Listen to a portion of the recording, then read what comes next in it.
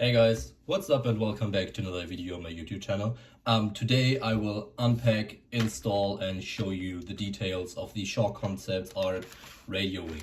So let's go ahead and unbox this. So what you get first off is your mounting wing. This is made by Tegris. You can use it for the left or the right side. It's ambidextrous, of course. Right here it says ARC radio wing made in the USA, which is true, of course. Concepts takes a very big pride that all their stuff is very compliant and made in the USA. That's very nice. And we have our MBITR pouch. So as you can see, this does not look like a regular MBITR pouch. This is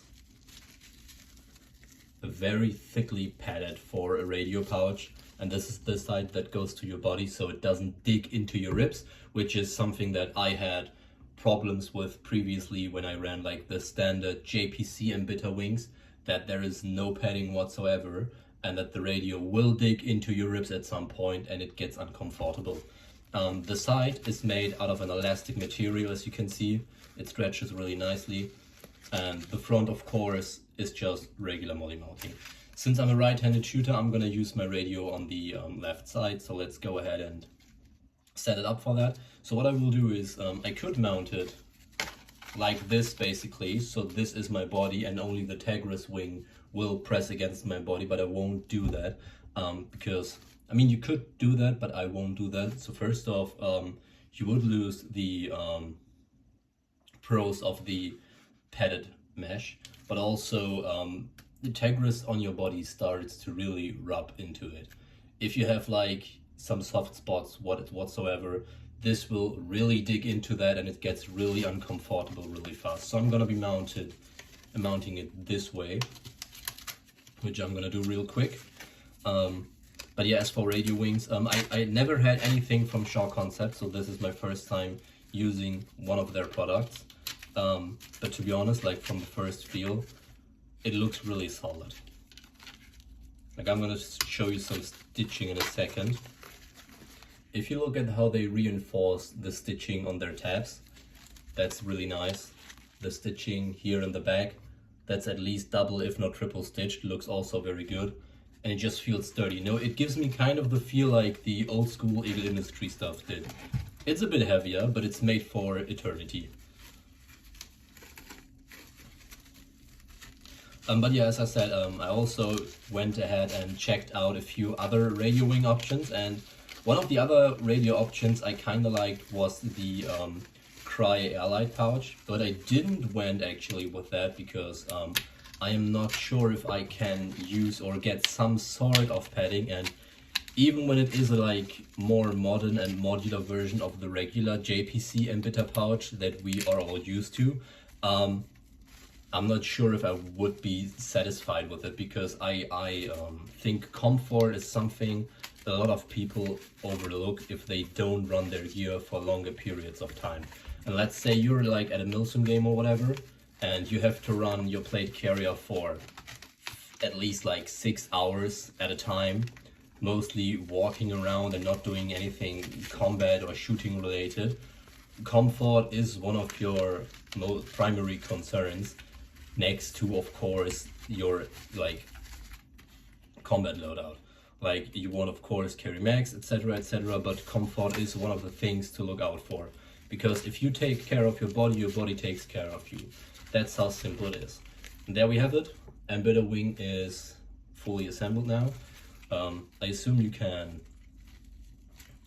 adjust the Velcro on top. I will probably mod this because I'm not a fan of only having a shock cord loop. I like to have some sort of clip. So at some point I will probably go ahead and grab like a very small 2-amp plastic buckle, throw it on here so that I can unclip this. So let's go ahead and throw radio in there so you can see what that looks like. Right here I've got my Repro, it's like a TRI PRC 148. This one was actually a little bit modified, so it works with Invisio stuff, because I've been told that if you buy a regular TRI 148, it doesn't work with Invisio, but yeah, doesn't matter. That shouldn't be our concern for this video.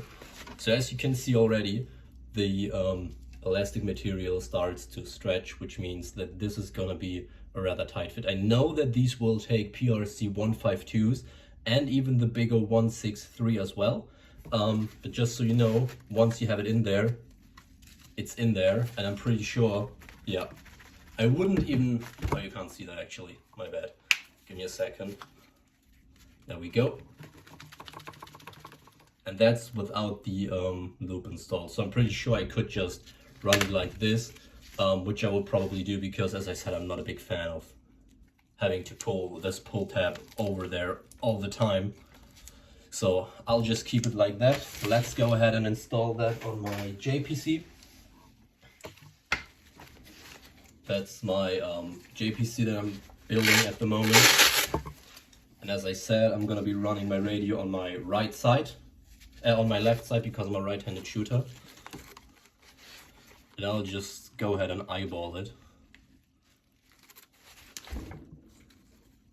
Somewhere right there. So one of the tips I want to give you people is if you throw on your radio ring, leave a little gap here, because if you carry your radio, it won't sit like this, it will rather fold around, and so it has a little bit of space to actually, you know, fold around. It works way better in my personal opinion.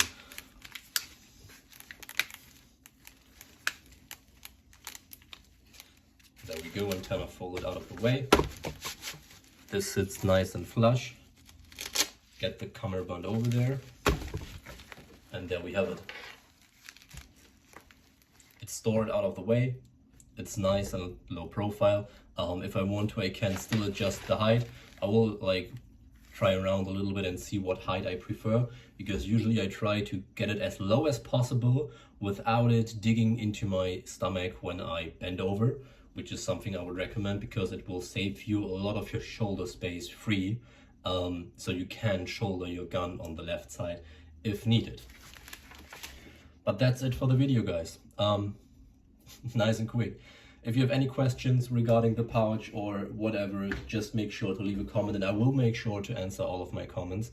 If you liked the video, please make sure to like and subscribe, and I will see you guys in the next video.